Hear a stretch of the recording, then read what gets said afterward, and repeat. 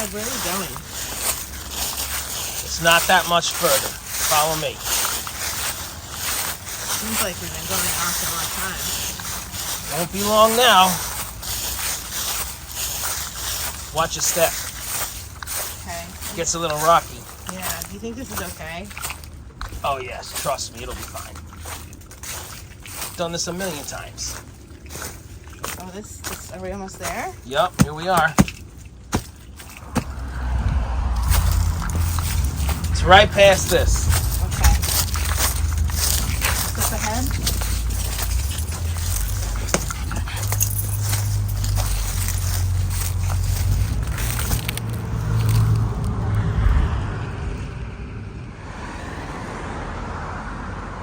Judd, is this the spot? Yeah, that looks good.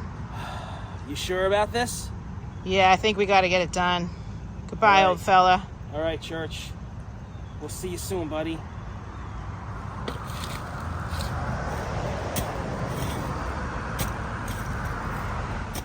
Hi, everybody. I'm Joe. And I'm Mary. And we're Book Buds. And today we are talking about one of my new favorite books. I say that like every other video. That was a good one. Pet Sematary by Stephen King. Yes.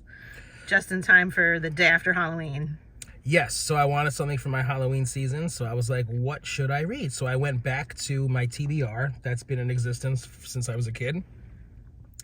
And there we have Pet Sematary, and I listened to it. So let's just take a moment. So this is the first Stephen King book that I can actually say that I loved. Wow. I've read a few, a handful, not very many, and I really haven't enjoyed them too much. I've actually disliked them. I can remember how you felt about The Stand in particular. The Stand was one of them. I was like, why do we like this? Not a fan. They're either 700 pages too long, too wordy. I get that. Too much unnecessary stuff. Sometimes it's just really crass and gory for no reason. I don't know. Whatever. Let's get back to Pet Sematary. Pet Sematary was perfect. The perfect length. It had that great Stephen King storytelling that made him famous, I feel. Right? Just straight to the point. Not a lot of unnecessary wordy dialogue. Character development, he went back into the past to explain these people's present mindsets, and I just loved that. Awesome. So cool. And scary. So I approached this book, well, not that I approached it, but I'm a big fan of the movie. Yes. Okay, so I obviously know the story, I know the outcome, I have the movie in my head, I'm comparing it. So my friend read this along with me, and she was bored. Oh. And I can relate because I've been very bored in Stephen King books in the past. Was she reading it or listening? She was listening. Okay. She never saw the movie. So I don't know. I can't really explain that, but again, I love the movie, so maybe, but no, I just feel like this is so different from other books of his that I've read that have bored me. So I loved it, but she was really approaching it. She really wants to be scared out of her mind. Okay. I don't know. And that didn't happen at this. No, it didn't happen for her, and it didn't happen for me again because, the movie's creepy. I mean, that little blonde kid, I still see his face, scary. Herman Munster is Judd in the movie. Fred Gwynn, love it. So anyway, I just thought that this was perfect. I'm gushing about this book. I absolutely love it. Should we talk about what it's about quickly? Yeah, just do a little blurb for people that maybe haven't heard, you know? Yeah.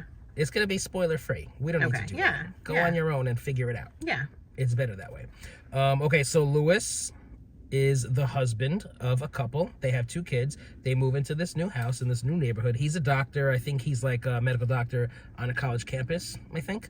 And the wife is interesting because the wife cannot handle death at all. Who loves it, right? But there's a reason, and it goes back into her past. It has to do with her sister who was really sick. She had some sort of a disease that really changed her and made her very scary, and she describes her as a monster because she was a kid herself. So she was watching her sibling die basically before her eyes.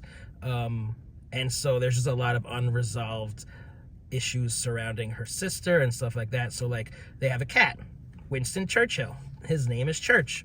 They call him Church. They live on a main road where a lot of trucks are happening. A lot of trucks are happening by. And Church gets clipped, and he goes, bye-bye. So she's like all upset about this. What do we tell the kids? The kids can't handle this. The daughter loves the cat, da-da-da-da-da. So that's how we get into, like, her past. And the sister that died, there's an Oz reference that I appreciate.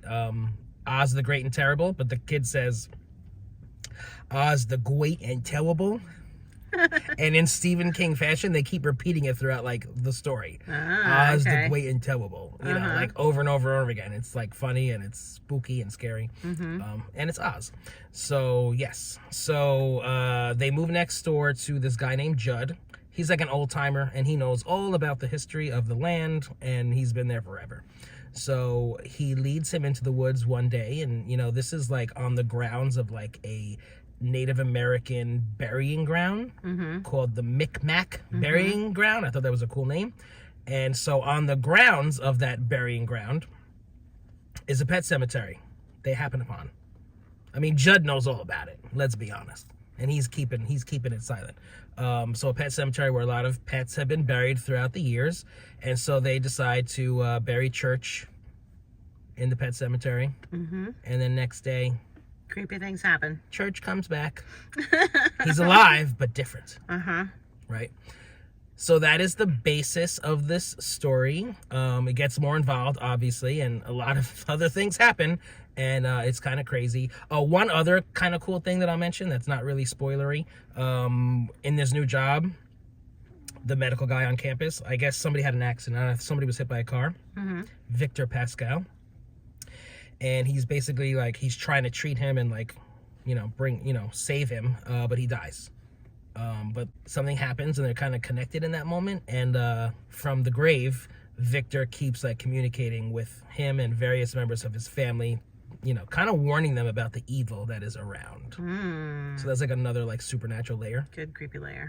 So, Mary, I love this book. I'm so glad you loved it. That's amazing. So there are people out there that have read, like, a lot of Stephen King novels, and I feel like you could use some recommendations from them specifically. So, like, Joe didn't like The Stand, hated it, and you didn't like that fairy tale one? Was it just called The Fairy Tale? Fairy Tale. I loved the first half, and then the second half I hated. The first half had the classic storytelling vibe that he does. Yeah. And so, like, what Stephen King book should Joe read next? Mary... Yes, I need books like this. Okay, I have to tell you, I'm reading Misery right now, and I like it so much more than this one. Misery is perfection. So yes, like Misery, like Pet Sematary. Yeah. Chris said Christine, I think she likes. Yes, so tell me more, Chris. What other ones will I enjoy? Let us know, guys. If you're enjoying Book Buds, give us a thumbs up. And share us with your friends. And subscribe to our channel, Book Buds! This one had me shivering in my boots. I was so scared. Is your light flickering in the back? No. That happens Video on camera. makes it look that way. Yeah, I've seen that before. Huh. In our videos? It's in life. Isn't that weird? It's going to distract our viewers. Oh, it's off now. Oh, okay. But there's somehow something happens and they're like kind of like connected in that moment. Something happens and they're kind of connected in that moment.